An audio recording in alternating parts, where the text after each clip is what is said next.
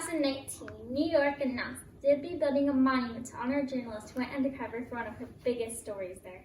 Her name was Elizabeth Jane Corcoran, also known as Nellie Bly. That is me, and this is my story. I was born May 5th, 1864 in Corcoran Mills, Pennsylvania. When I was little, my mother dressed me in pinks while other kids wore grays and browns. That earned me the nickname Pinky. One day, I was reading the Pittsburgh Dispatch and read the article, What Girls Are Good For. It claimed women were only good at taking care of their children. I angrily responded and signed my name, Lonely Orphan Girl, because I didn't reply using add my personal information. The editor published my letter in hopes to find the author. The next morning, I walked into the office of the newspaper and was offered a full-time job. At that time, many women journalists used the fake name. Mine was Nellie Bly after the song. I performed my first role as a foreign reporter at age 21. My mother and I traveled to Mexico for an assignment for 5 months, although it was supposed to be 6 months. I wrote about how the government treated their people unfairly. My articles became a book called 6 Months in Mexico. After that assignment, I left my job at the Pittsburgh Dispatch and moved to New York. I then marched into the office of the New York World to see the editor. When I came back, they had the perfect assignment for me. I went undercover to convince the staff of a mental hospital I was mentally ill. To prepare, I ignored brushing my hair and teeth. I also needed to change my name to Nellie Brown. My first stop was the temporary home for females. I acted too scared to sleep, and my roommate refused to share a room with me.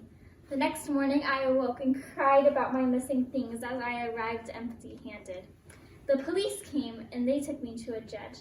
I then went to a doctor, then the women's lunatic asylum on Blackwell's Island. Some women there were not even insane. They just did not speak English. We were beat with brooms, given unhealthy medicines, forced to take ice-cold baths and eat spoiled food. 10 days later, I got out and published a book, 10 Days in a Madhouse, in 1887. In 1889, my newspaper thought of another assignment for me. It was inspired by the book Around the World in 80 Days. I was attempting to go around the world in less than 80 days. The business owner of the New York World did not want me on the assignment. He stated, "No one but a man can do this." I was angry. I had proved myself before. I said, "Start the man, and I'll start the same day for some other newspaper." My editor convinced the owner to let me go because he knew I would win. I packed one bag and started my journey. I was unaware that another woman, Elizabeth Bisland, was making the same trip around the globe. There was a contest to guess my arrival date in the United States. The winner would win an all-expenses paid trip to Europe. Almost 1 million people entered. I was against time. A sign on a boat said, "For Nellie Bly will win or die," January 20th, 1890. I finished my journey as 72 days, 6 hours, 11 minutes, and 14 seconds, 4 days before Bisland. After my trip, there was a game, Around the World with Nellie Bly, trading cards with drawings of me. I asked for a raise at work, and after told no, I quit feeling unappreciated. I gave lectures about my 72-day journey and published a book, Around the World in 72 Days. I now had a $200 weekly salary.